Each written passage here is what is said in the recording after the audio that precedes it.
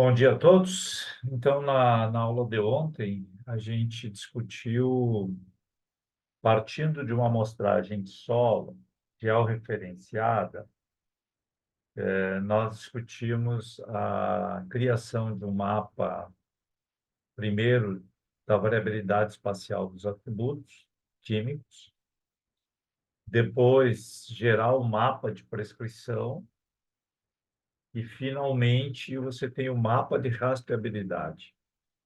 E tendo o mapa de prescrição e o mapa de rastreabilidade, você pode ver qual é o grau de acerto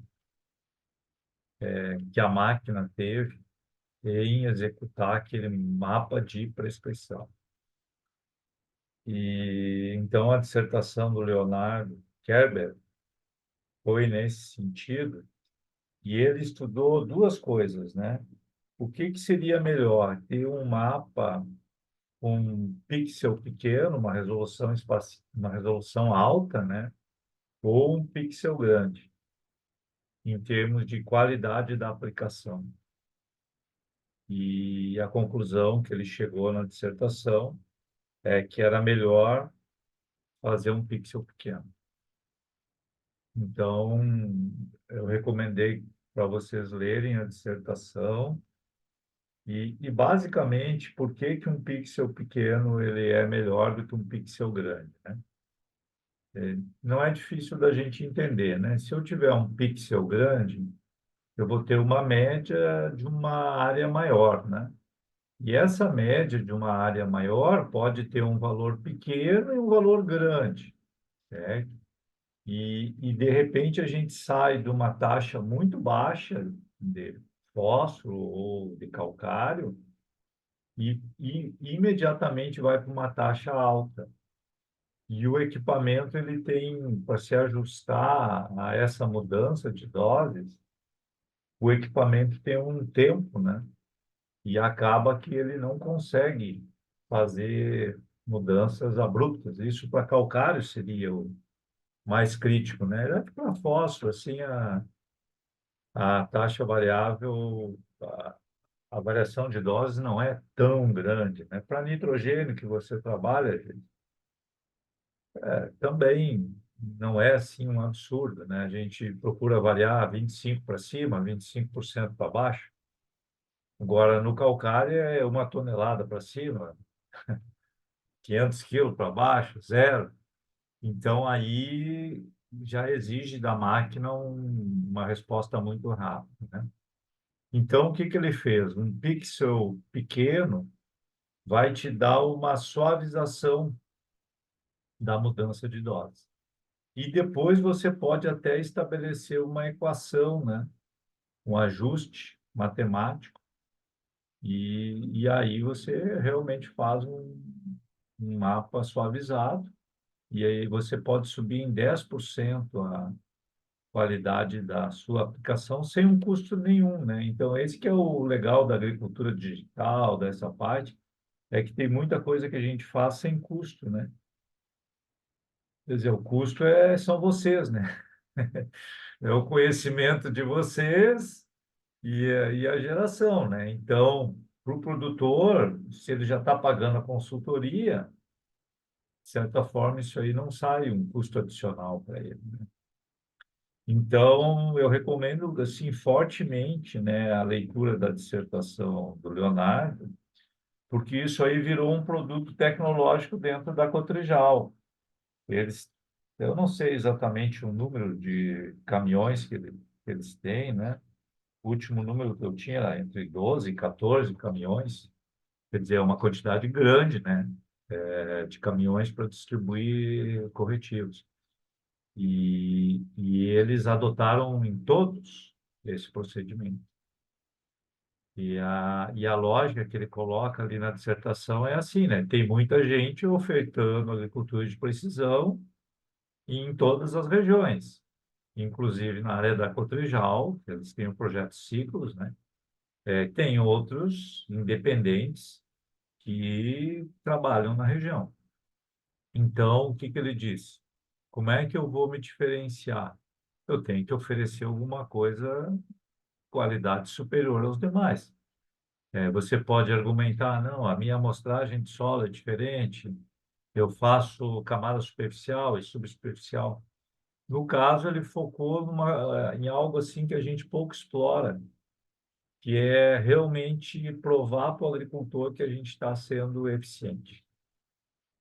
E se vocês lembrarem da palestra do Steve, o Steve ele disse que uma das incertezas da agricultura de precisão é que a gente muitas vezes não consegue provar para o agricultor que a gente fez um trabalho melhor.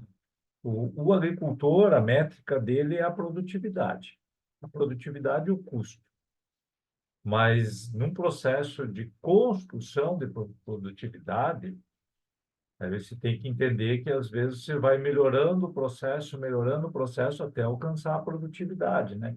E às vezes o produtor, ele, como ele não tem uma métrica de saber que o solo dele está melhorando, por exemplo, vamos dizer a correção da acidez, eu vou corrigindo ela até que a planta expresse o potencial. Mas naquele momento que eu estou corrigindo, no primeiro ano, o agricultor diz, não, eu não vi vantagem isso aqui, não aumentou a produtividade.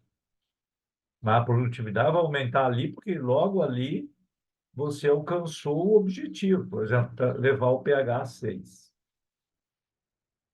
Então, essas coisas, se a gente pudesse dar um, um feedback para ele, um retorno da qualidade do serviço que a gente está fazendo, e ele entender que, graças a essa qualidade, é que nós vamos chegar ao resultado, aí a gente começa a tirar essa incerteza do agricultor, né?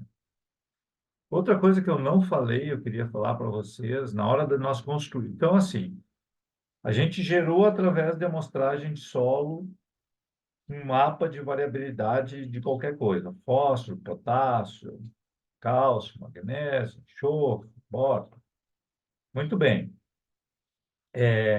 Como que eu transformo isso num mapa de prescrição? Então, você vai ter que usar alguns critérios. E esses critérios, quanto mais amarrados na ciência, melhor. Por exemplo, o Guilherme pode dizer, não, o critério é meu. Isso aqui sai da minha cabeça. Ou sai da cabeça do professor Santos, sai do professor Telmo, sai do professor Christian, né? Ok, né? Mas o bom é que tivesse alicerçado na ciência. Ciência com experiência prática. O que eu quero dizer? Você vai ter que ir lá, por exemplo, você tem 6 miligramas de decímetro cúbico de fósforo na camada de 0 a 20, tá? Vamos considerar que você mostrou 0 a 20 e deu 6. Aí, baseado na ciência, textura do solo, papapá, eu quero levar para 9 ppm, 9 centimol de carga por decímetro cúbico. Então, eu tenho que sair de 6 para 9, eu tenho que subir 3 ppm, 3 centimol. Quanto de fósforo eu tenho que adicionar para subir 3 ppm? Aí que vem os cálculos. Isso não está muito claro na literatura. Toda a recomendação ela se baseia nisso. Então, você pode pegar os boletins, né, e tentar fazer uma aproximação. No projeto Aquários, o que a gente fez? Era solo de textura com 40% de argila, tá? Nós usamos 25 quilos de P2O5 para subir 1 centimol. Tá, como é que vocês chegaram a esse número? Bom, basicamente você tem que ter um ponto de partida, né? Para essa textura, a gente, baseado na recomendação oficial do Rio Grande do Sul, Santa Catarina, baseado no boletim 100 da São Paulo, a gente chegou num número como esse. Professor, esse número é fixo? Não, não é fixo. Ele pode, para um solo arenoso, a gente pode construir esse teor de fósforo talvez com 15 quilos de P2O5, 20 quilos, e num solo pesado, eu posso construir esse teor com uma quantidade maior, 30 quilos. Mas, assim, você tem que ter uma referência. E à medida que você tem um banco de dados, isso te permite ser cada vez mais assertivo para a região que você está. Para potássio, o que a gente usou? 3 a 5 quilos de K2O acima da exportação. Isso é outra coisa importante, né? Você tem que calcular o quanto que a planta vai precisar, que é o que normalmente o agricultor faz, né? Vamos dizer assim, eu vou colocar, agora mesmo, estava olhando isso, né? Um agricultor lá disse, eu vou usar 120 quilos de K2O e 90 de P2O5. Aí eu pergunto para o agricultor, bom, esses números o senhor está mantendo a fertilidade e a exportação ou o senhor quer aumentar os teores? Daí ele me diz assim, não, isso aqui é a minha adubação base, porque eu faço safra e safrinha, eu já faço uma adubação mais reforçada. Além dessa aqui, agora eu quero construir. Daí que entra a nossa matemática. Aquela adubação de manutenção é para a cultura e para manter a fertilidade. Para nós aumentarmos a fertilidade, nós teríamos que ter quantos quilos de P2O5 para elevar o 1 centimol e quantos quilos de K2O para subir um potássio, ppm de potássio. Isso varia com a textura, varia com a mineralogia e varia com o pH do solo. Então, vamos retrocedendo. Quanto menor o pH, mais difícil é a gente construir fósforo. Quanto maior o pH, a disponibilidade de fósforo aumenta. Matéria orgânica também. Quanto maior a matéria orgânica, maior a disponibilidade de fósforo, menor os sítios de absorção. Mineralogia. Quanto mais óxidos de ferro você tiver e alumínio, mais difícil subir. Uma textura mais arenosa, mais fácil. Por outro lado, para o potássio, a gente tem que lembrar que é mais fácil perder também. Então, qual é a estratégia que eu vou utilizar? Se eu tenho lá um solo muito pobre, vamos dizer que eu tivesse um solo com 40 miligramas por decímetro cúbico de potássio e eu queria levar isso para 120. Então, eu vou sair de 40 para 120.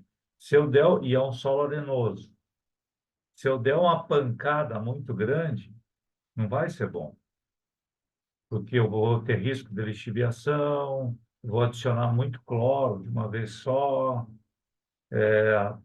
Então, é melhor você fazer isso. Olha, vamos fazer isso no inverno e no verão, em 2 aplicações.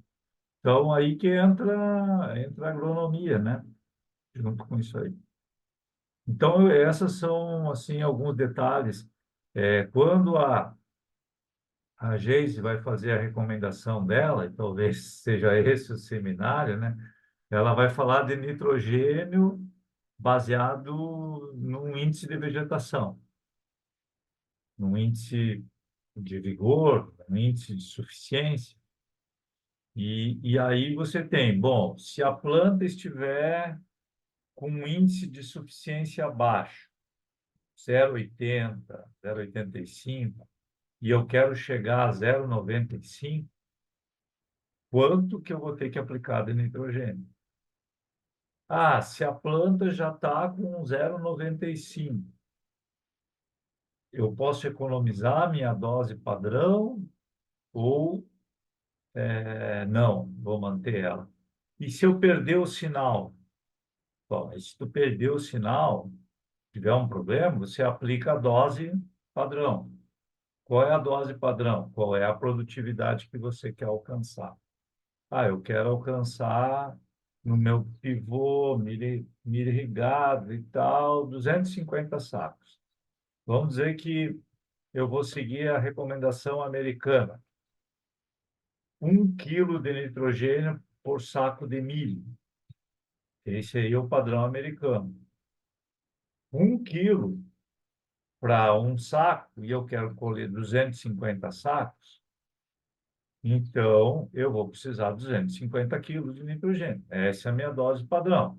Agora eu vou variar ela 25% para cima e 25% para baixo. Por que eu estou falando assim 25%? Porque a gente não quer errar, né? O pessoal da semente chama o FC, né? Eu não vou usar o sinônimo do FC, o fator de correção, mas aí na agronomia eles chamam fator, outro fator, fator medo, né? Fator C. E o fator C é você dizer assim, bom, eu talvez pudesse chegar a 40% de economia e 40% de, de aumento.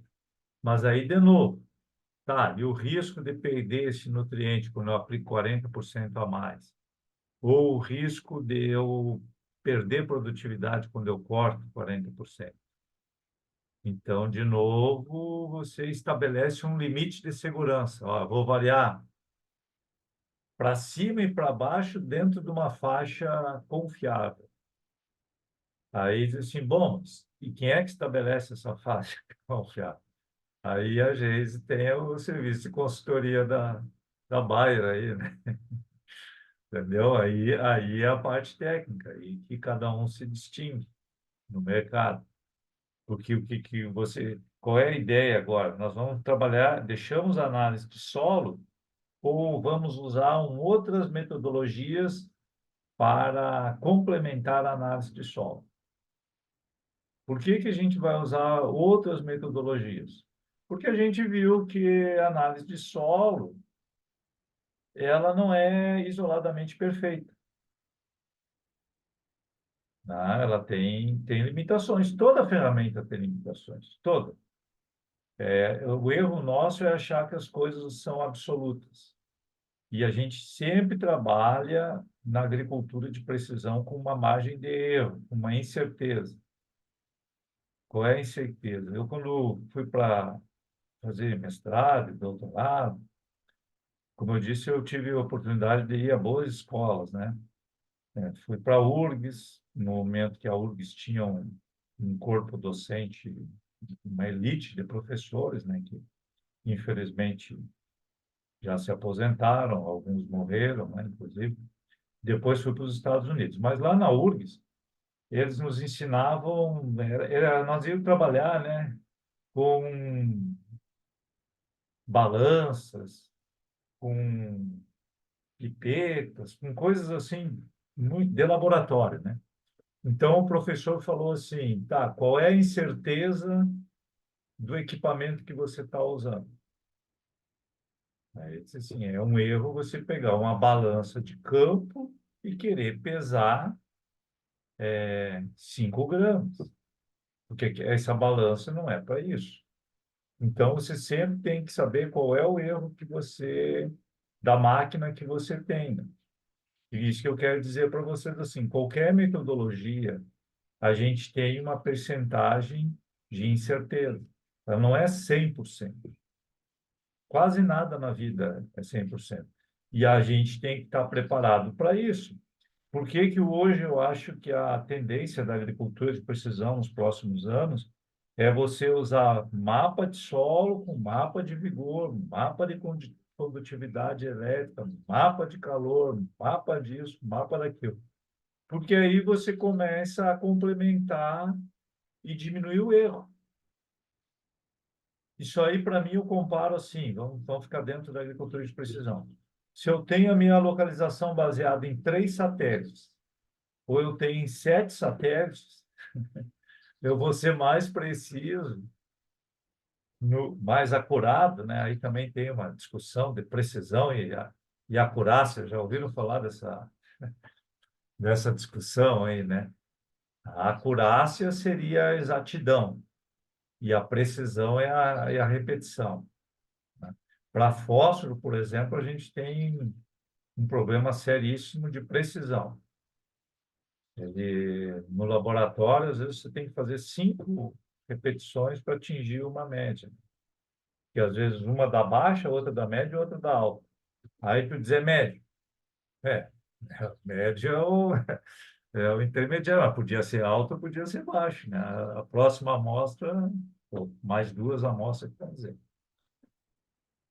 Entendido essa parte? Algum comentário? Assim, eu tentei fazer a ponte que é importante. Agora nós vamos ver os sensores.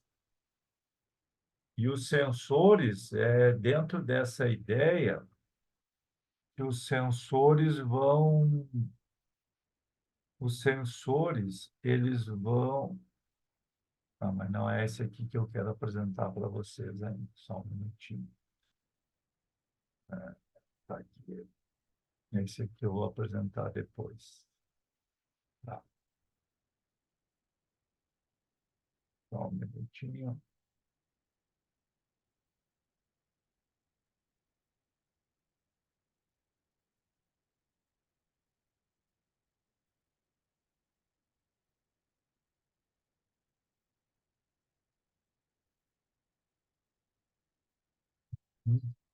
Achei.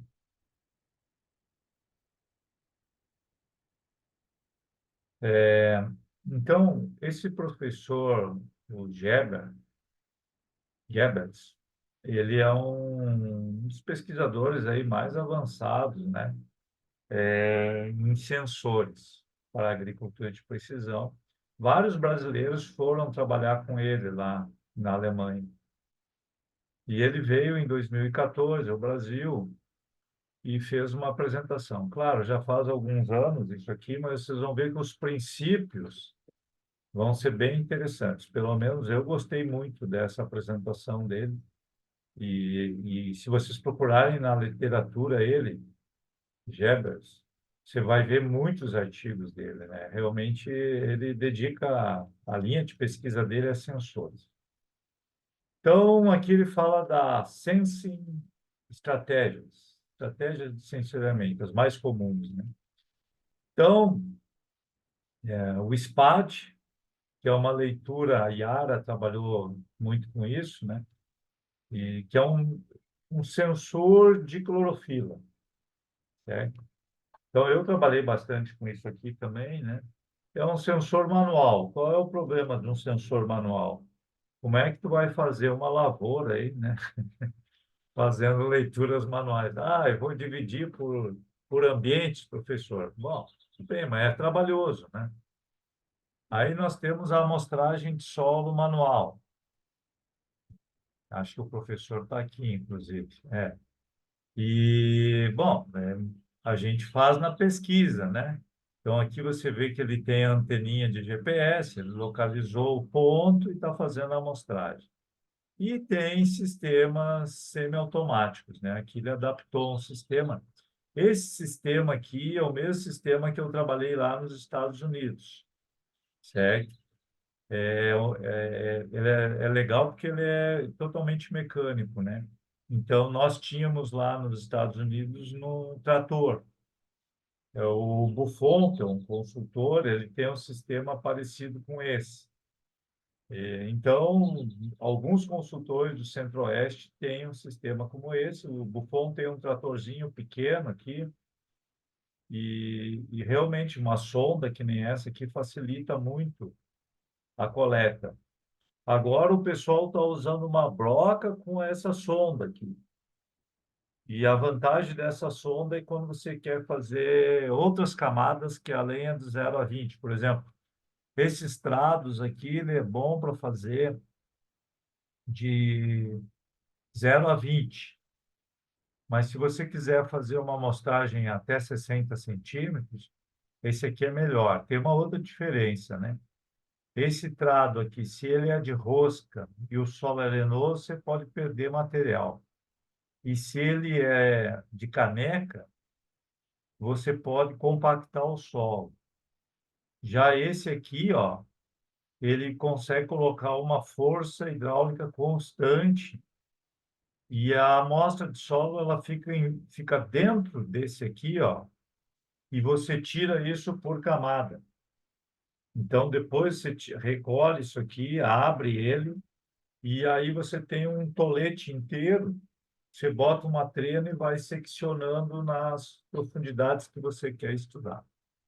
Então, no Centro-Oeste está sendo usado esse tipo, porque para fazer calagem, gessagem e correção de profundidade, né, com outros insumos, como o da TMF, né? Então, aí você usa esse tipo de produto. Então, ele nos fala um pouquinho sobre a amostragem de solo, que eu já falei para vocês, né? Aqui eu vou adicionando algumas coisas da minha cabeça, tá? Ele fala aqui, por exemplo, a cada 6 anos. Não, isso aí seria muito tempo. 6 anos hoje a gente recomenda a amostragem de solo a cada 2 anos, dependendo da intensidade de cultivo, né? Mas eu acho que seria bom aí um intervalo máximo de 2 a 3 anos. 6 anos a gente deveria fazer pelo menos duas amostragens. Bueno, então aqui ele fala daquilo que a gente já estudou, né? Esse aqui é uma amostragem que representa todo esse pixel aqui, essa grade, né? Essa célula da grade. Aqui é uma amostragem em torno do ponto, que essa é a mais, eu diria assim, a mais tradicional, né? Então aqui a gente vai fazer um número de 8 a 10 subamostragens. Aqui já é uma amostragem dirigida, né? Então, se a gente já conhece a área, sabe os solos que tem, ou sabe o índice de vegetação que a gente tem histórico, eu posso fazer uma amostragem não por malha, mas uma amostragem por ambiente. Daí aqui nós temos amostragens que seria mais amostragens de monitoramento, né? Então, como eu já fiz a correção, agora eu só vou conferir se está tudo certo, né? Então, essas amostragens aqui, ele sugere que seja feita com maior frequência aqui. Desculpe que tá com alguma dificuldadezinha aqui de tirar esse... Opa, tá, saiu. Opa, cada vez que eu vou mostrar. Mas ali embaixo vocês podem ver que tem... Agora, não vou mexer com o cursor. Ali você vê que entre as amostragens mais densas, ele faz amostragens de conferência. Bom, aí meio que justifica. E aqui é uma amostragem muito densa, né? Ah, esse aqui realmente eu não tenho visto, certo? Eu acho que esse aqui seria o modelo mais assertivo hoje em dia. Ok? Então, isso aqui eu acho que a gente já cobriu bem. Não sei se ficou alguma dúvida sobre essa questão da amostragem. Deixa eu só falar uma coisa para vocês aqui do diâmetro, né? Esse diâmetro aqui é extremamente pequeno. Esse aqui é maior, né? Então, a pergunta, quantas amostras para esse aqui? Aí é uma pergunta difícil, mas, sei lá, eu faria de três amostras dessa para fazer uma amostra composta, três assim. E dessa aqui eu precisaria o dobro. E aqui é uma razão de diâmetro. Imagina o seguinte, se esse diâmetro, que ele é 5 centímetros de raio, se cai aonde caiu um grânulo de fósforo, daí vai me dar um valor muito alto, né? Então, por que que tem que aumentar o número de repetições? Porque o tamanho da amostragem é muito pequeno e como a gente tem variabilidade espacial muito grande de fósforo, a gente pode ter um erro substancial. Matéria orgânica cai nas fezes aí de um animal, de um um javapor, um capincho, aí eu vou achar, pô, tem muito potássio, a matéria orgânica está alta, mas é só naquele ponto. Então, isso aqui tem que cuidar. Mas legal, acho que a gente alinha bem com essas estratégias de amostragem. Eu acho que a gente cobriu bem, né? Isso aqui. Agora ele muda a página, né? Então nós vamos falar das estratégias de sensoriamento. E aqui ele elencou 19 tipos de sensores, né? Vamos olhar aqui o que ele sugere aqui. Um radar de clima. Eu acho que eu mostrei para vocês que a SLC está usando isso, né? E a ideia da SLC é ter uma estimativa climática de curto espaço de tempo, 6 horas, 5 horas. E aí, com isso, eles suspendem operações de pulverização, aplicação de nitrogênio, enfim. Imagem de satélite, imagens de aeronaves, de vantes, um, um radar atmosférico, uma rede de sensores. Essas redes de sensores, isso aqui seria para a umidade do solo, como a gente está vendo aqui, ó. Eu posso colocar vários sensores de umidade do solo e coletar esses dados, né? E aí eu vou ter uma ideia de como é que varia a umidade do solo do meu talhão. Radiômetros de atmosfera para CO2, torre de eticovariância, eu já trabalhei com isso, monitor do nível de água subsuperficial. Isso aqui não é bem para o nosso caso, mas lá nos Estados Unidos o lençol freático é bem próximo da superfície, né? Então, quando tem bastante água próximo das raízes, pode ser um indicador de necessidade ou não de irrigação. Sensores de planta óptico, né? Aí seria imóveis, né? Seria o Green Seeker, o Crop Cycle, o clorofilômetro, amostradores de umidade do solo, ah, bandido, sensores de área foliar. Esse aqui eu trabalhei com isso também, é do LAI, né? O LAI é uma empresa chamada Lycor, que eu queria recomendar para vocês, a Lycor. Vocês podem olhar lá o que eles têm de sensores, né? Eles trabalham muito com o pessoal da fisiologia vegetal, né? Então, eles têm uma série de sensores para a gente medir diferentes coisas, né? O LAI, os trabalhos do professor Zanon, aqui da UFSM e de outros, né? Mas o Zanon, que está trabalhando muito com soja aí, né? Então, você buscaria uma área foliar de em torno de 6 a 8, né? De LAI seria o ideal. Não pode ficar abaixo disso, não pode ficar muito acima. Mas então aqui é uma ideia, né, que ele mostra para nós nessa figura, que eu acho que está bem legal, né, imagem de satélite, de aeronave, de drones, os sensores terrestres e tudo isso dando informações sobre o que está acontecendo na lavoura. Então, ele coloca assim, divide em três categorias os sensores, né? Sensores remotos, que aí seria o satélite, o VANT, que pode ir de 1 metro a 100 metros de altura, né? Sensores proximais, e aqui, sensores proximais, nós teríamos, eu trabalhei com N-Sensor, né, da Yara, que é um sensor de vegetação, e aqui você teria a aplicação depois, né? Ou um outro tipo de sensor aqui para a gente determinar a resistência à penetração, enfim, características do solo. E eles podem ser on-go ou stop and go. On-go É aquele negócio do McDonald's aí. Tu pega o sanduíche sem parar, mais ou menos. Às vezes tu para stop and go, mas a ideia é que tu fizesse a leitura enquanto a máquina se desloca na lavoura. Esse aí é o on-go, ou continuous moving.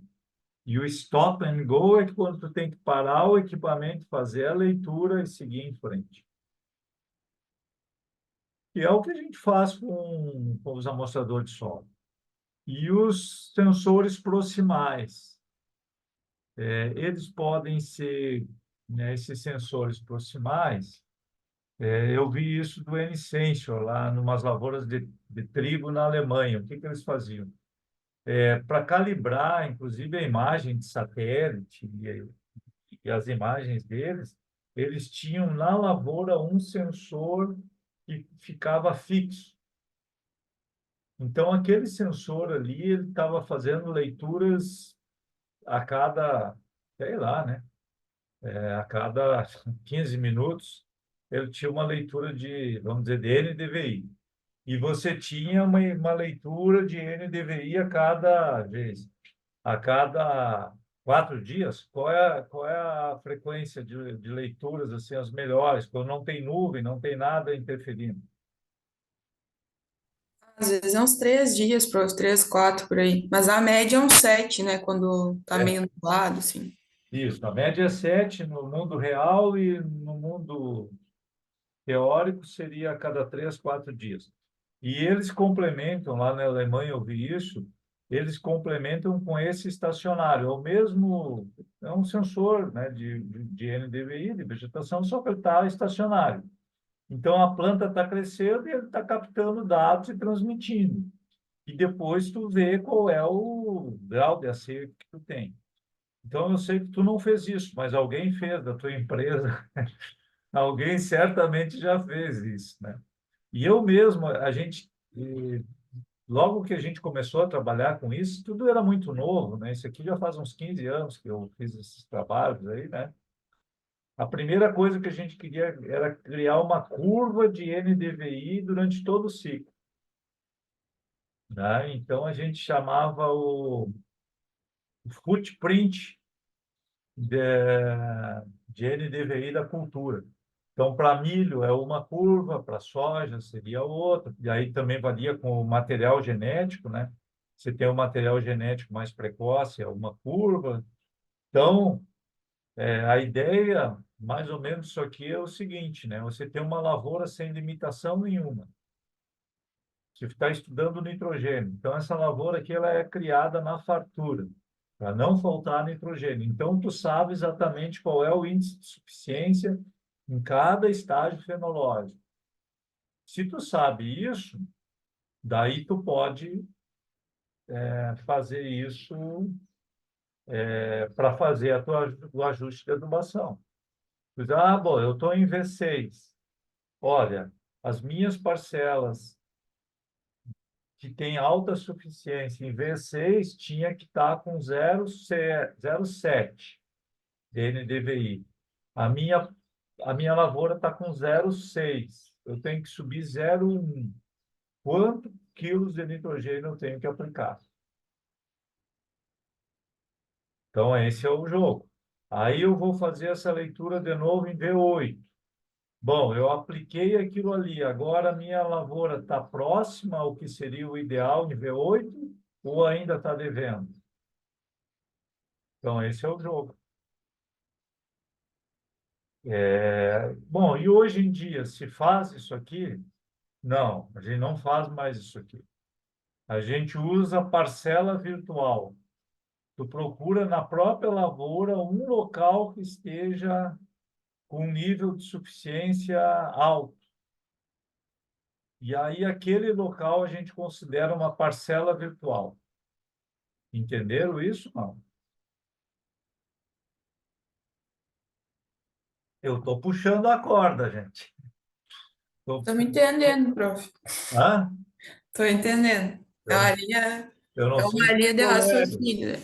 se os colegas estão entendendo, mas é o seguinte, não tem problema. Como dizia um professor meu de matemática lá, de cálculo, vai chegar o dia que o aluno não vai entender, né? Quer dizer, o meu serviço aqui como professor é fazer esse dia ficar mais longe.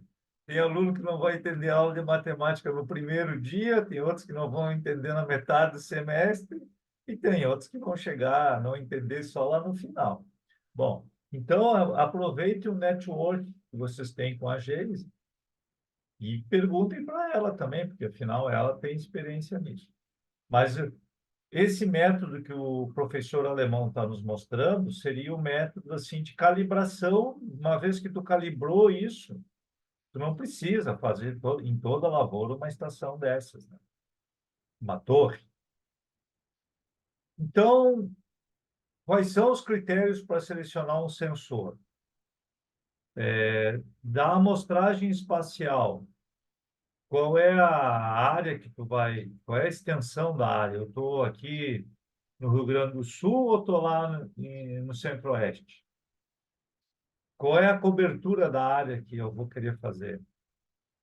E qual é o volume de amostragem, né, proporcional à área? A questão temporal, qual é o tempo de retorno, né? E a resolução espacial que eu consigo. O meu processamento de dados vai ser em tempo real, vai ser... Isso aqui acontecia conosco no início, né? A agricultura de precisão era pós-processing. A gente gerava o mapa, interpretava num computador e aí levava para a máquina.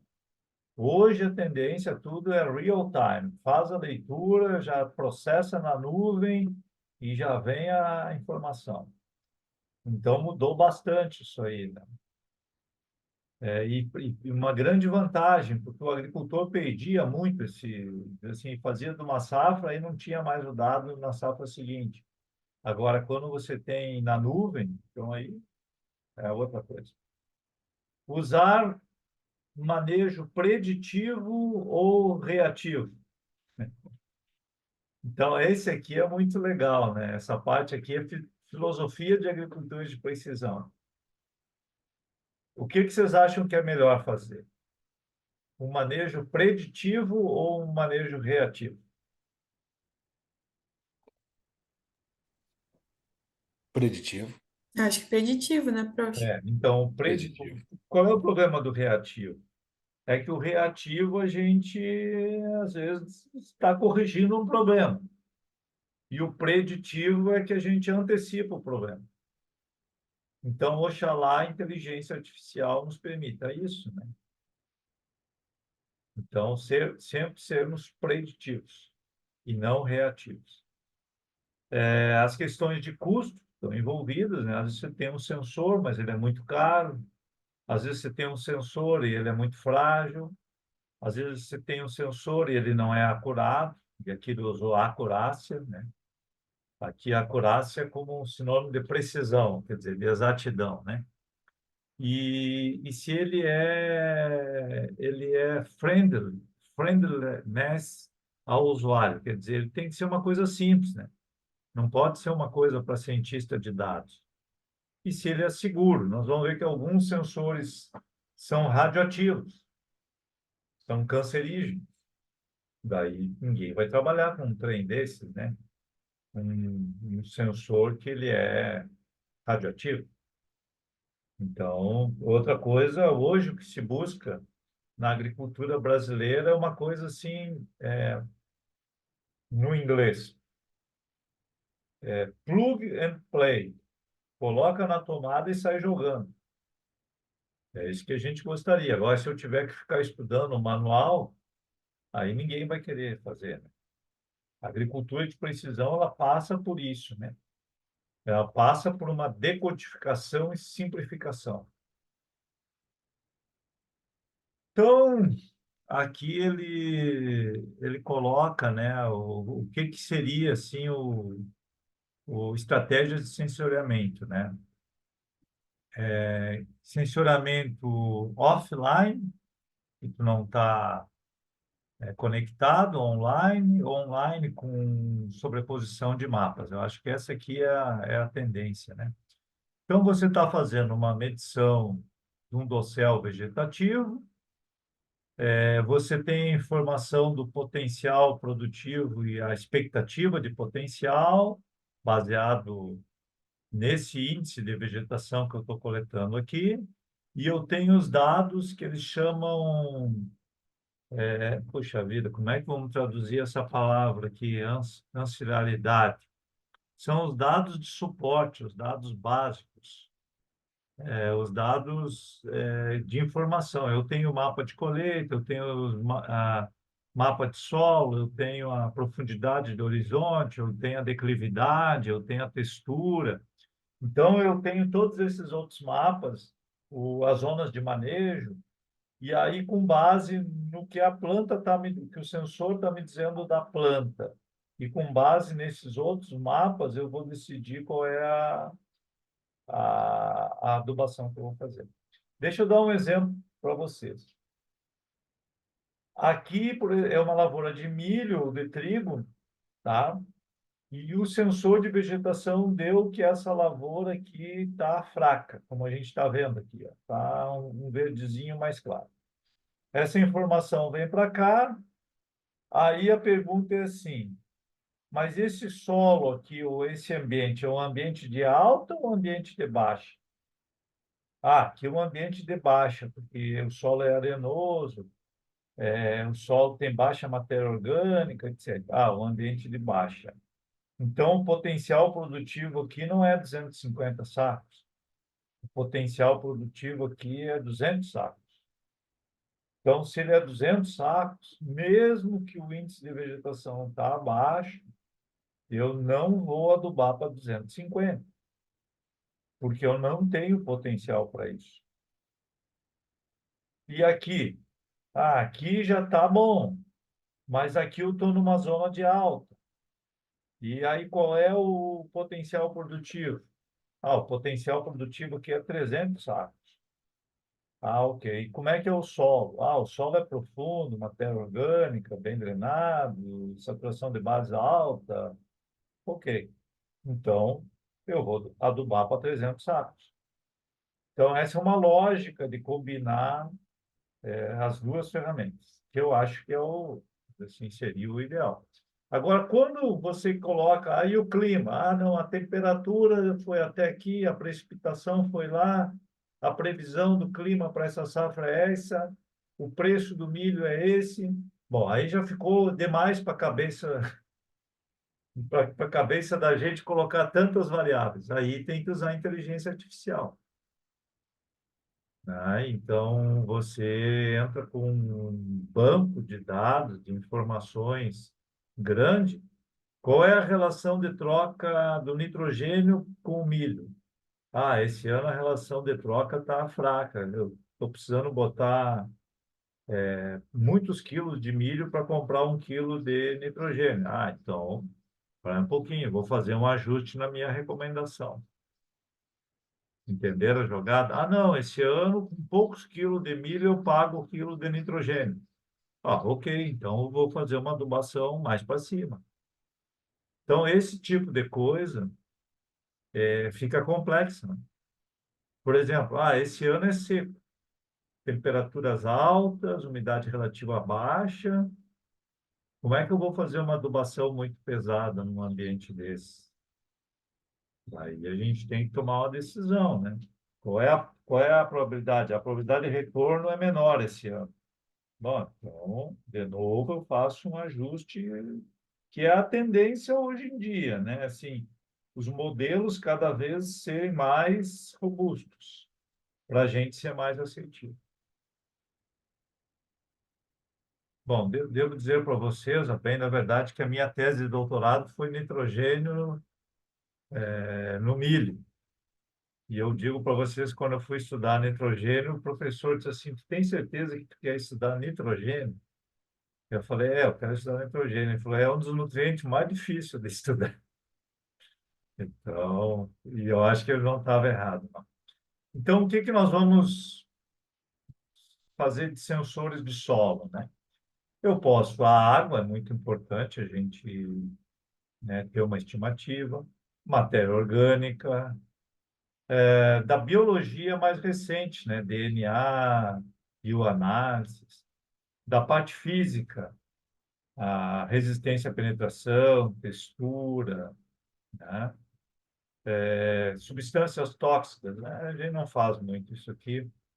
Muito importante para nós, pH, e na planta, a gente gostaria de saber o vigor, né?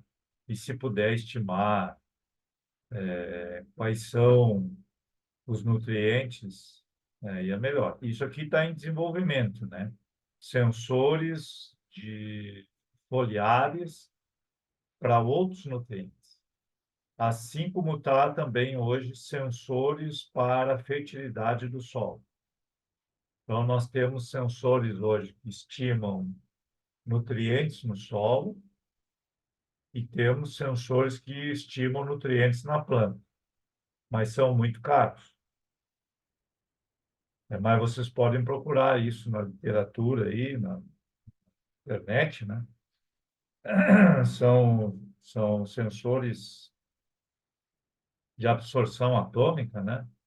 E no infravermelho, o vermelho próximo, né? Então, aqui ele fala de alguns sensores para mapear solo, né? E, então, da parte de máquinas agrícolas, isso aqui avançou bastante, né? Consumo de combustível, potência requerida, enfim. Nessa parte aqui avançou muito. Sensores químicos, sensor de pH, nós vamos ver, mas também tem outros tipos de sensores, né? Mas o de pH, matéria orgânica, esse aí a gente pode fazer com, já existe no mercado aí vários, né? Sensores do visível e da banda do infravermelho próximo, né? Espectroscopia. E aqui nós temos outros tipos de espectroscopia que ele fala, né? Os sensores elétricos, né? Então, nós vamos estudar a condutividade elétrica, mas tem o TDR, né? Que é um sensor de umidade. Eu trabalhei com esse TDR nos Estados Unidos. E aqui nós temos outros tipos de sensores menos usados. Aí que eu falei para vocês, sensores radiométricos, né? Com espectroscopia, espectros, espectrometria gama. Então, aqui já é outro tipo. Sensores acústicos e pneumáticos. Então, assim, a gente tem muitos sensores. Isso não vem da agronomia, tá, pessoal? Isso aqui vem de outras áreas. Às vezes vem da área de geologia, vem de outras áreas. Nós só somos usuários. Então, aqui alguns penetrômetros.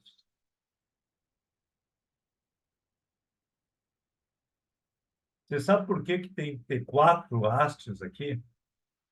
Quem é que me responde? Eu não sei, prof. Por aquela questão da variabilidade espacial, né? Então, aqui, se pegar um rodado de pneu, vai pegar 2 hastes, as outras 2 não. Então, isso pode ser uma explicação. E aqui é então, um quadro de penetrometria. Então, você consegue fazer também aqui uma leitura de como é que está a variabilidade da penetrometria. Aqui já é um penetrômetro combinado com um sensor de condutividade elétrica. Ele usou o Veris, da Veris, que eu vou mostrar para vocês, né? Que é uma delas. O professor Botega está trabalhando muito com isso, né? A tese dele foi em cima disso. E eu gosto muito dos trabalhos do Botega nessa linha aí. Então, aqui nós temos um penetrômetro, certo? Então, isso aqui... E aqui um sensor de carga, né? Então, basicamente... É o equipamento, hoje a Falker tem, né? É um equipamento que não é difícil de fazer. E aqui nos interessa saber em que profundidade que está a compactação, né? Então, aqui eles estudaram, né, os quatro hastes lá, né, e a leitura delas. Mais ou menos elas coincidiram, elas encontraram essas hastes aqui aos 30 centímetros de profundidade, no caso deles, essa camada compactada, né? A gente sempre está procurando essa camada compactada. E, e aí, se a gente sabe isso, né, a gente pode inferir várias coisas, né? Aqui nós tínhamos condutividade elétrica e, e a compactação. Nesse caso aqui, por alguma razão, a condutividade elétrica não representou bem a compactação. Ela encontrou um pico aqui, mas esse pico pode ser de outra coisa, textura, etc. Mas ela não conseguiu ler a compactação. No Brasil, a gente consegue ter uma relação, não é muito alta, mas é um 0,30 por aí a gente consegue. Então, aqui é um tipo de equipamento lá no. Tem que entender que nessa universidade da Alemanha, eles têm uma linha de pesquisa só em sensores, coisa que nós aqui no Brasil nós não temos, né? Talvez quem tenha isso é a Embrapa, né? A Embrapa Instrumentação, mas infelizmente seria bom nós ter, né? Imagina um mestrado profissional que a gente tivesse todos esses sensores para mostrar para vocês. Só isso já dava uma aula espetacular, né? Mas aqui esse sensor vai na frente, é um carrinho com. Eu posso sensoriar várias coisas, né? Aqui ele está sensoriando a resistência do solo, a penetração, né? E está mandando essa informação para cá ou para a nuvem. Essa informação é processada, informa qual é a profundidade que o descalificador tem que trabalhar. Ou até mesmo se ele tem que trabalhar ou não, né? Então, esse aqui é o tipo de instrumentação. Eu, assim, não vi nenhum equipamento como isso, né? Eu me lembro que aí na Stara, né, se discutia muito de colocar a célula de carga nos duplo disco da semeadora para determinar qual era a carga, qual era a pressão que teria que colocar no duplo disco, né? Mas hoje a gente tem outra solução técnica, né? Hoje a gente usa os sistemas downforce, que é um outro sistema, né? Balão, etc. Então, medir a compactação do solo é importante para o crescimento de planta, para a erosão e para o consumo de combustível. Mas é uma medida muito difícil, né? Porque a variabilidade espacial é muito grande, é influenciado pela umidade, pela textura. Então, ele chega à conclusão que até agora não tem uma solução para um mapeamento contínuo. Quer dizer, isso aqui é a máquina, o conceito é esse, mas até hoje nós não temos solução para isso. Então, como é que tu trabalha com penetrometria se tu não pode fazer isso continuamente? Eu quero conversar com vocês.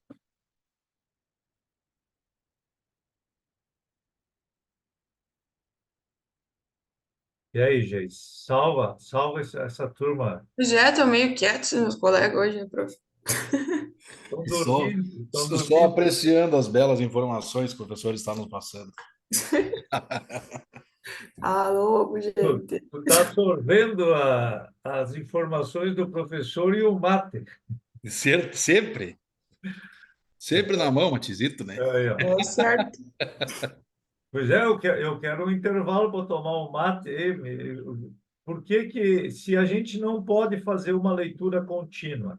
Por exemplo, a Geise faz uma leitura contínua do NDVI dela, lá, do índice de vegetação.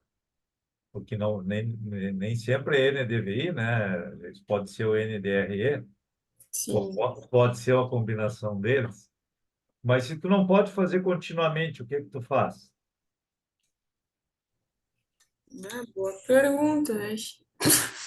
Vai fazer nos, Eu nos disse que eu momentos ia mais apertar o nó da adequados. gravata. Se tu não pode fazer isso, vamos voltar para essa imagem aqui dele, ó.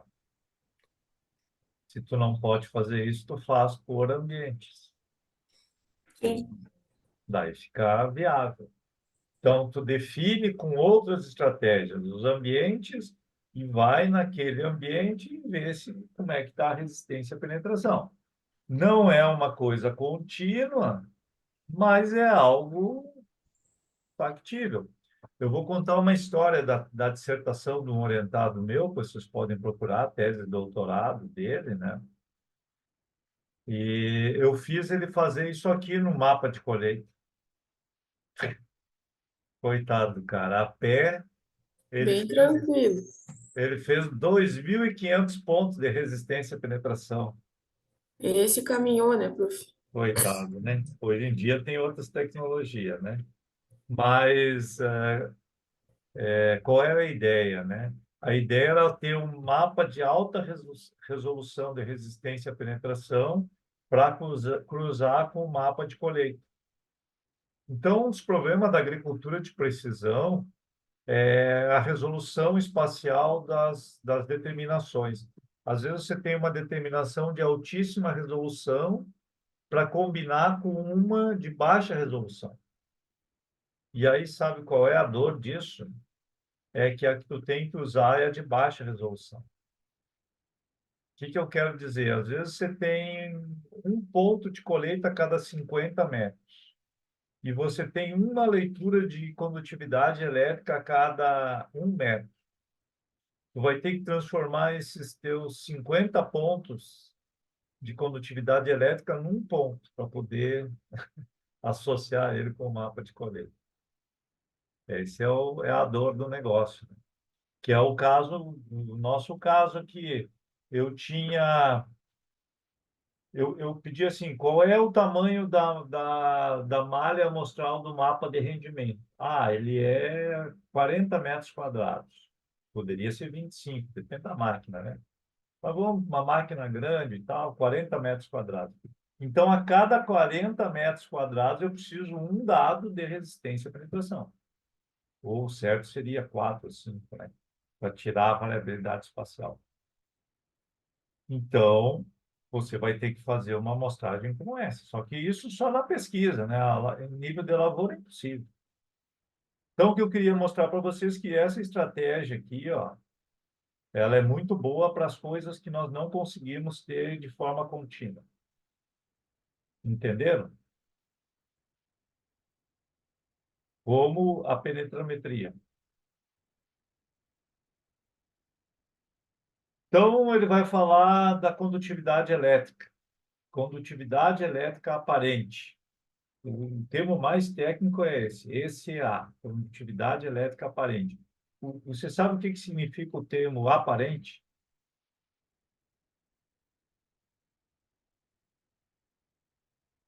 Sim ou não? Não sei. Tá Pode bom. falar. Por isso que tu está tendo aula, né? Senão tu estaria fazendo outra coisa nesse Pois sábado. é. O aparente quer dizer que não é o real. Quando tu fala densidade aparente, ela é um tipo uma estimativa, ela não é exatamente o valor real. Tudo que é aparente é uma aproximação. Então, isso aí é para lembrar para vocês que assim, é uma medição da condutividade elétrica a campo. Então, o que que é essa condutividade elétrica? É uma medida física do solo. É o quanto de eletricidade o solo tá conduzindo. E aí nós temos que entender um pouco de física, aí já foge da agronomia. Mas para simplificar a jogada, a condutividade elétrica ela se relaciona com a água. Quanto mais água tiver, maior a condutividade elétrica.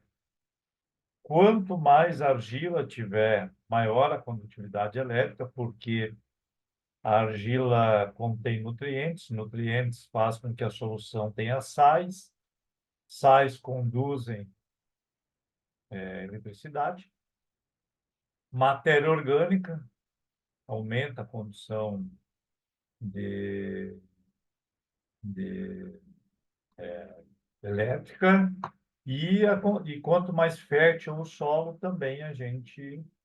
Então, a condutividade elétrica, ela te dá várias informações, né, interessantes.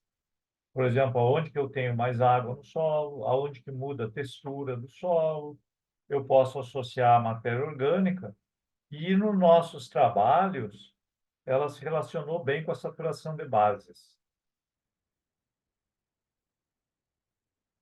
Então, eu posso mostrar um artigo para vocês que a gente publicou, que a gente queria recomendar calcário com base na condutividade elétrica. Nós chegamos a fazer um modelo, né? E ela é influenciada pela densidade do solo e pela temperatura. O que que acontece com a densidade? O ar é o mau condutor de energia, de eletricidade. Então, se você compactar o solo, você vai conduzir mais eletricidade. Nem sempre é só um fator que influencia, mas o que acontece se eu compactar o solo e tiver menos água? Bom, aí muda o jogo. Muda o jogo. Aí tem que saber qual é o fator que está preponderando. Esse é o problema da condutividade elétrica. Como é que o proprietário da Veris, que eu fiz amizade com ele, né, o Eric Lund, que é um cara muito legal, né? O Eric diz assim, olha, a condutividade elétrica é uma medida física que se relaciona com vários atributos de solo, mas que você não pode dizer que ela está representando exatamente aquele atributo. Então, essa é a dificuldade da condutividade elétrica, né? Ela pode estar representando várias coisas ao mesmo tempo. Então, aqui nós temos as equações, que eu não vou entrar em detalhe para vocês, mas basicamente é isso, né? Se você tem solo e água, a condutividade elétrica ela percorre um caminho como esse, né? Se você tem água, a condutividade elétrica percorre isso. E se você tem solo seco, a condutividade elétrica é essa aqui. Então, basicamente, ela vai medir isso aqui, né? Então, aqui alguns estudos deles de correlação da condutividade elétrica com a matéria orgânica. Vamos olhar juntos aqui. O que vocês acham da nuvem de dispersão de dados da condutividade elétrica com a matéria orgânica? Esse quadro de baixo. Canto esquerdo inferior, letra vermelha, esse é A.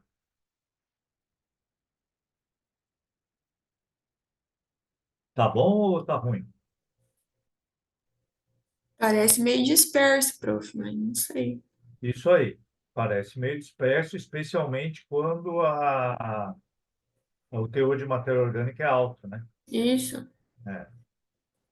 E para argila?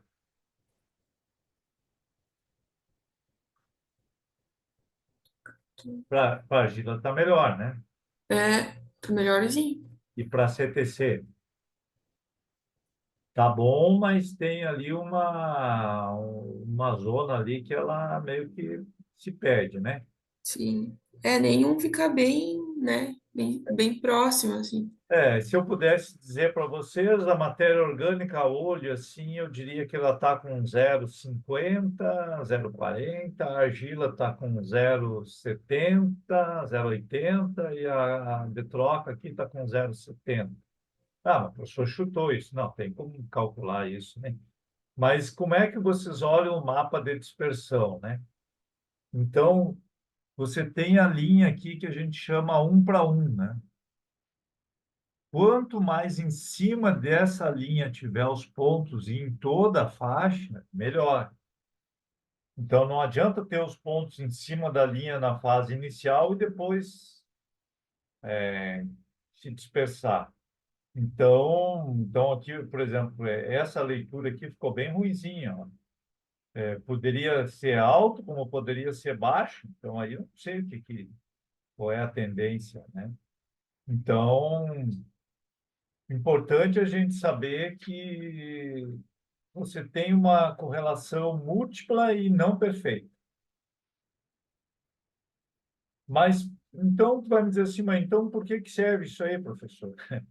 Isso serve porque é barato, rápido e com alta resolução espacial, que é tudo que nós não temos na amostragem de solo. Ela é lenta, cara e sem resolução.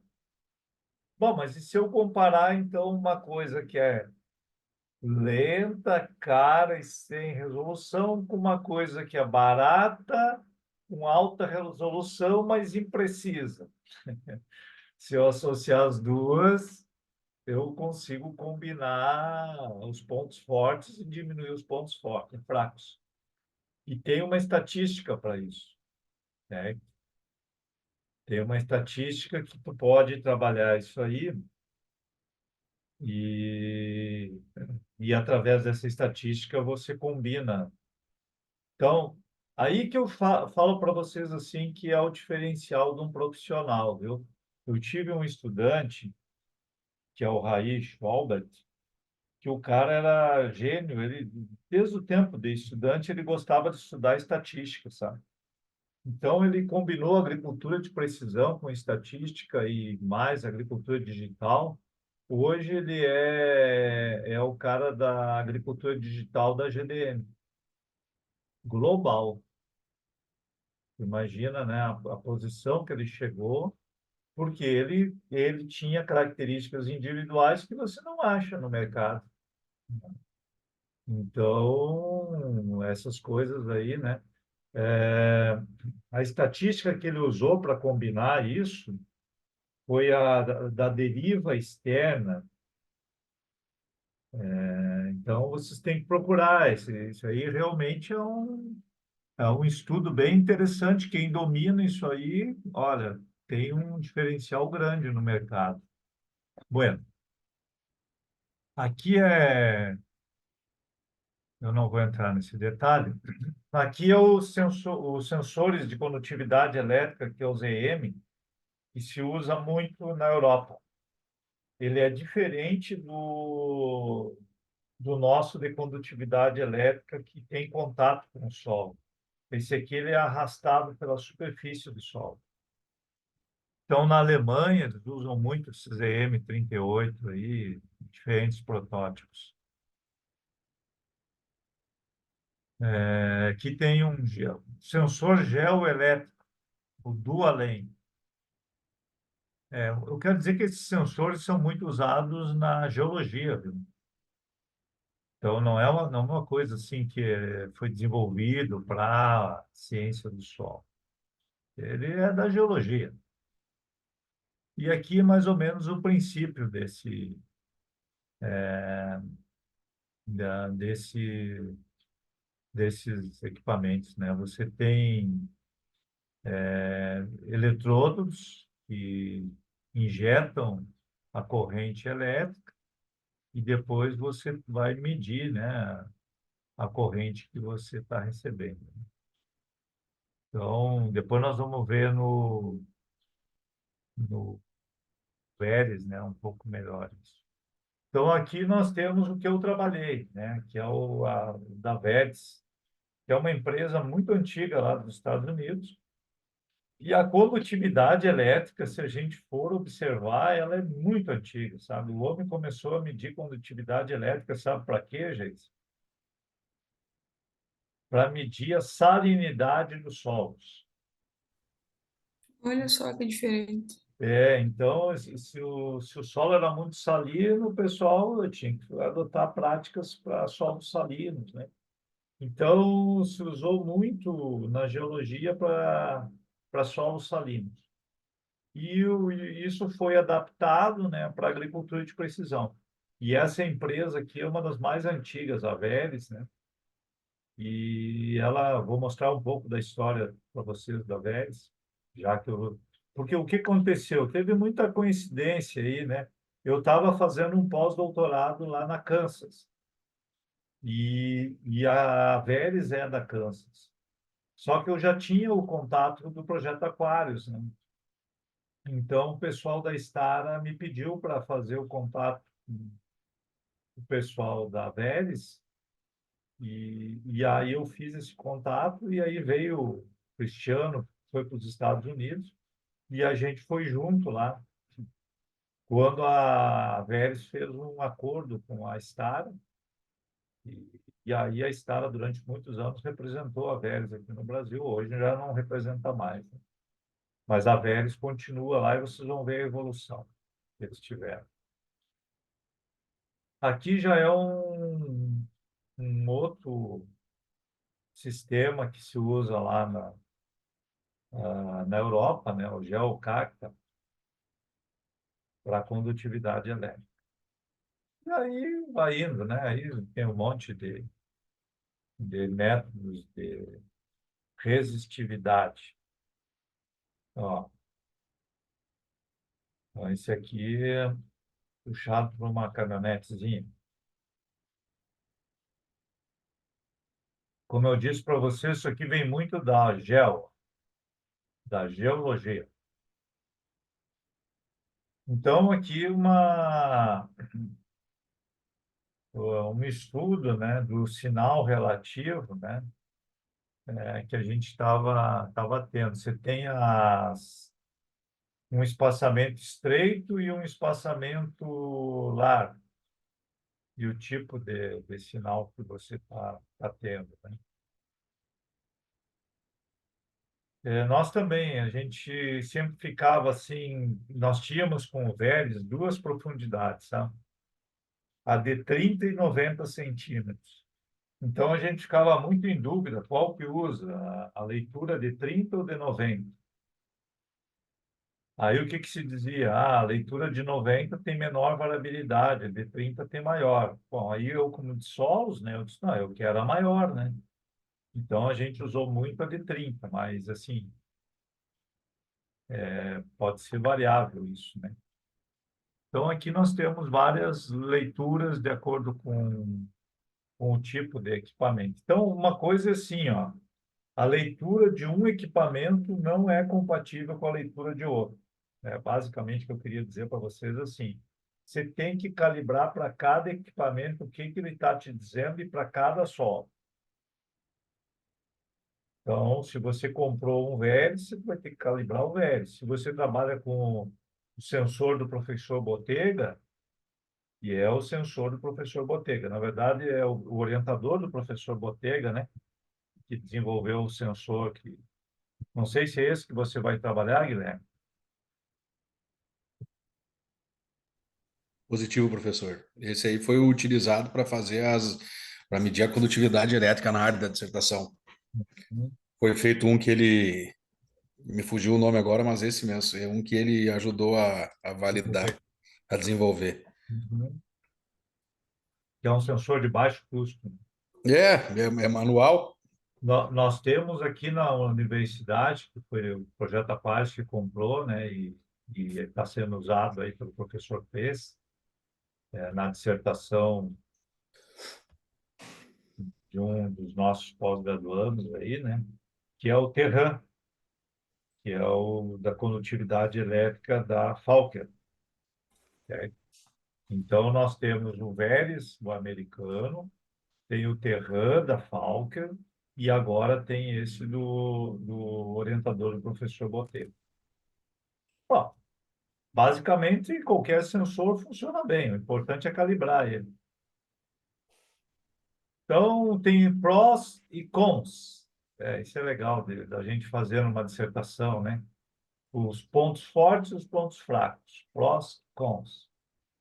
É uma tecnologia bem estabelecida, rápida, mecanicamente robusta, não tem problema de segurança, tu não vai levar um choque trabalhando com isso aí, né? O equipamento é leve, alguns são baratos. Aqui eu não falaria isso. Bom, tá, barato depende da tua moeda, né? A moeda brasileira hoje vale R$ 5 para US$ 1 e R$ 6 para €1. Quer dizer, o mesmo equipamento é 6 vezes mais barato na Europa e 5 vezes mais barato nos Estados Unidos. Então, essa questão de barato depende da moeda, né? É, detecta camadas de solo e diferenças em frequências vão dar uma informação adicional à que nós tínhamos até então. É isso que a gente espera, né? Conta, relações ambíguas com as propriedades do solo de interesse. É aí que eu disse para vocês, né? Professor, uma resistência, uma leitura alta sempre indica solo mais úmido e fértil? Nem sempre. Pode ser um solo compactado. Então, mas então quer dizer que uma leitura de condutividade elétrica alta sempre a produtividade é alta? Não. Quer dizer, sabe o que que eu aprendi trabalhando uns 10 anos com isso aí? Eu aprendi o seguinte: só está te dizendo que uma coisa é diferente da outra. Agora você vai ter que entender por que que a leitura é diferente. Qual é o atributo que está variando?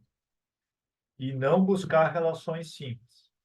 Então, acho que essa frase aqui do professor ela é muito importante. É, Instrumentos são muito sensíveis ao metal. Isso aqui é interessante, viu? O pessoal começou a comprar, o pessoal da agricultura de precisão começou a comprar o REDS, tá? E aí tinha um amigo meu que ele tinha esse equipamento lá no Maranhão. E o equipamento dava leitura louca. Aí ele mandava para calibrar o equipamento, voltava da calibração, leitura louca. Sabe o que que era? Era as pedras que davam um sinal de metal e enlouquecia a condutividade elétrica. Então, se tu tiver pedras e rica em ferro, minerais aí, ela pode dar uma leitura louca, dar zerado ou dar tudo número altíssimo. E então isso aqui aconteceu conosco aqui no Brasil, mas não no sul do Brasil. Eu diria que é mais a questão lá no Centro-Oeste, eles chamam de pissarra. É um pedregulho que dá na. Nós temos solos como esses aqui, talvez nesses campos solos aí, né? Solo pedregoso. Então, é isso aí. A pergunta que fica, qual a umidade do solo para trabalhar isso? Então, vamos ver o que o professor Botega vai recomendar aí, né? O que que a gente dizia, né? Olha, procura padronizar a umidade, porque a umidade influencia na leitura, né? Então, a gente, conversando com o Eric Lund, ele dizia assim, use o equipamento quando tiver umidade para semear. Se você acha que a umidade está boa para semear, é a boa umidade para fazer a leitura de condutividade elétrica. Isso para o vértice, né? Então, mas qual era o problema lá no Centro-Oeste, né? Que o solo ficava muito seco, então ficava 4 meses seco. Aí, então, o pessoal não conseguia fazer leitura de condutividade elétrica. Quando começava a chover, o agricultor não queria saber de condutividade elétrica, que agora, por exemplo, está chovendo lá no Centro-Oeste. O agricultor quer semear, quer saber de condutividade elétrica. Então, o pessoal se queixava isso, que as janelas para fazer condutividade elétrica eram bem pequenas. Aqui o raio gama, bom, nós não temos isso, né? Esse raio gama, né? E, e aí ele tem urânio, tório. Daí que eu disse para vocês que isso aí já entra uma questão de segurança, né? Para quem tem trabalhando com isso. Mas a correlação dele com cálcio, por exemplo, era muito alta, né? Daí já entra numa área que a medicina utiliza muito isso, né? Mas, assim, para nós da agricultura de precisão, né, nem vou entrar muito em detalhe aí disso aqui, porque, por enquanto, é uma coisa distante, né? E aqui ele tem o espectro, né, do raio gama, né? Aqui o ruído o ruído eletrônico, e nós temos o sinal do potássio e do urânio. Então, a gente procuraria esses picos aqui, né? Olha só aqui, vamos dar. Você tem o pico do potássio, estão vendo ali o pico do potássio, né? E aí, esse pico de potássio deu um picozinho no espectro de urânio e no espectro de. Então, você poderia trabalhar isso para determinar o teor de potássio, no solo, sem fazer análise.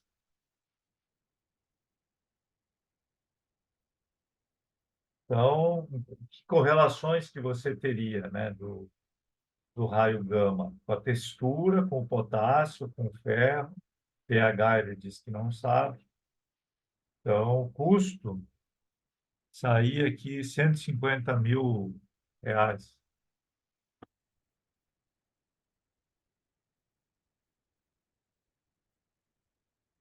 É,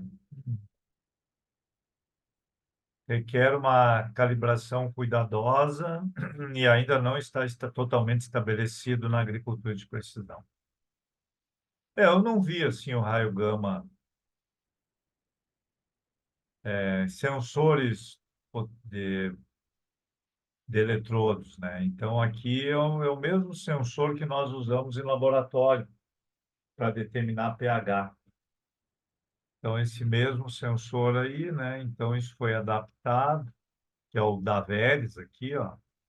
Então esse sensor, inclusive, com um jato d'água para limpar o sensor. Então, veja como é que é o método aqui. Depois eu vou explicar para vocês. Essa aqui é o que coleta o solo, tá? Então, isso aqui crava no solo e coleta essa quantidade de solo, ok? Aí você precisa umedecer esse solo. Tem um jato d'água aqui e umedece esse solo. E aí o sensor desce e faz a leitura, como se fosse no laboratório. Então, esse é o leitor de pH da Veris. A Veris patenteou isso, tá? Então, na verdade, o sensor ele é protegido por uma cápsula, né? E ele entra em contato com o solo úmido e faz a leitura. Então, isso aqui está no mercado americano há uns 15 anos. E aqui nós vamos ver alguns valores, né? O valor de pH em cloreto de potássio, a linha 1:1, e na lavoura 1, ele superestimou, mas ele teve uma relação de 0,71. Daí que vem o negócio. Se você tem uma relação boa, mas ele está superestimando, o que que nós vamos ter que fazer? Uma calibração para trazer ele para cá, né? Mas ele está se comportando bem, porque quando é baixo, ele dá baixo, quando dá alto, dá alto. Então, tem potencial. Já esse aqui deu o campo para a lavoura 2, o R2 foi 0,63. E para a lavoura C foi 0,84. Deixa eu te falar, Guilherme, o que que nós fizemos de experimento, tanto o professor Molim quanto nós fizemos isso. Vou te contar, porque às vezes você pode discutir isso com o Eduardo, tá? Positivo, professor. É. Então, escuta só o que que nós fizemos. Nós pegamos um corretivo bem rápido, tipo era óxido de cálcio, tá? E aí nós colocamos 2 toneladas, 1 tonelada, meio tonelada e zero. Nós criamos uma alta variabilidade de pH. para a mesma textura, mesma profundidade, etc. Fizemos isso com repetição, e aí tu passa a condutividade elétrica e tu vai ver que valor que vai dar. Tu entendeu? Então, Entendi. você tem a oportunidade de criar variabilidade artificialmente para poder calibrar o teu sensor. Seria como a Geise pegar e fazer assim, eu vou fazer uma parcela com 300 quilos de nitrogênio, com 200, com 100 e com zero. E agora eu vou determinar o NDVI dessas parcelas. No teu caso aqui, tu estaria usando a condutividade elétrica para relacionar com o cálcio, né? Nós fizemos isso. Mas tu poderia, se a gente tivesse a oportunidade, né, tu poderia fazer diferentes coisas aí, né? Malucas, fazer coisa maluca comigo mesmo, botar areia no sol, fazer, fazer umas coisas meio malucas para ver se o sensor reage. O importante, o que eu quero dizer para vocês assim, nessa lavoura B aqui, ó, fica difícil, porque a variação que você tem de leitura é estreita. Agora, quando você tem leituras que vão de baixo pH a alto pH, daí a gente consegue fazer uma calibração bem legal. Essa é a ideia. Então, aqui eu quero mostrar para vocês o dado do mapa de pH da Veris, para ver se isso tem sentido ou não. Olha só, o mapa de pH da Veris, ele mede uma leitura a cada 12 segundos, mas pode ser uma leitura a cada 20, tá? Então, aqui ele está mostrando a altíssima resolução que nós teríamos. Em 50 hectares, olha o número de pontos que eu tenho. Então, por exemplo, se eu fizesse uma amostra por hectare, eu teria 50 pontos. Aqui eu sei lá quantos pontos eu tenho, né? É uma loucura de pontos. Então, essa é a grande vantagem, sem custo.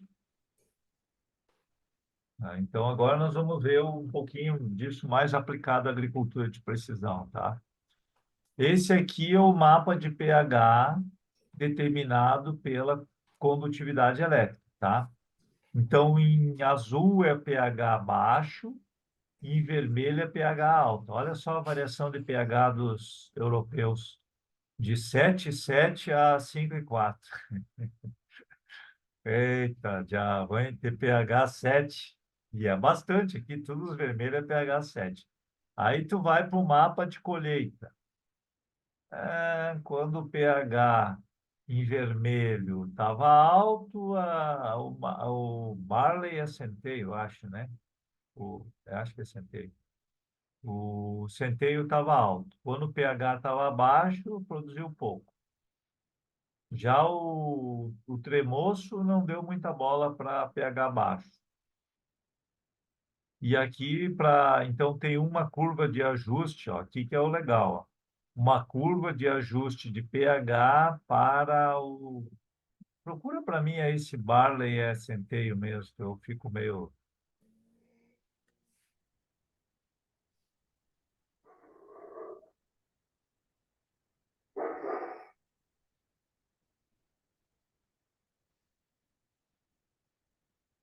Prof, que apareceu com a cevada. Cevada, obrigado. Desculpa. Cevada, exato. Isso aí, tá bem. Então, é cevada... Centeio é R-Y-E, Rye, deve ser, não sei. Rye, exatamente. É, Barley é a cevada. E a gente sabe que a cevada é sensível ao pH, né? sim.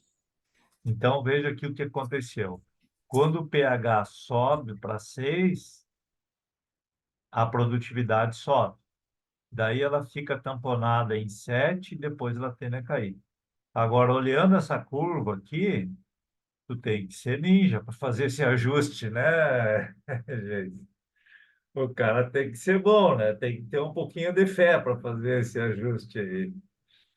E, e já o ajuste de pH para o tremoço, tu vê que ele com pH 5 ele alcança a máxima produtividade, que vai até 7 e depois ele cai. E aqui tá embaixo está o ajuste, ó. O barley ele produz bem acima de pH 6 e o tremoço ele produz bem até pH 6. Então são opostos os mapas. E tá certo, né, que tu olha aqui a alta produtividade do tremoço dá onde que tem baixa produtividade da cevada.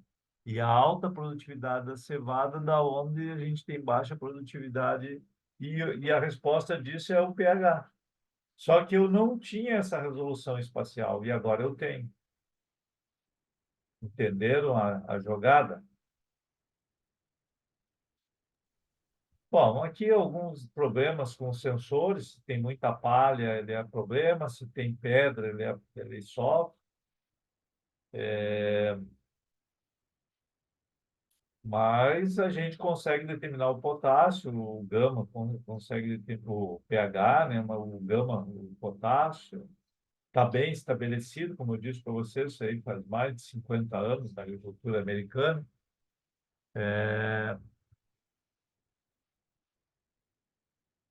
Bom, aqui são outros tipos de sensores. Aqui é um sensor para água, né?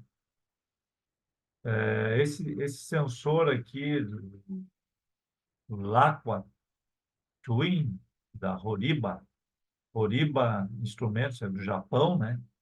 Esse aqui é para determinar o pH em água a campo. Eu cheguei a comprar esses sensores aqui.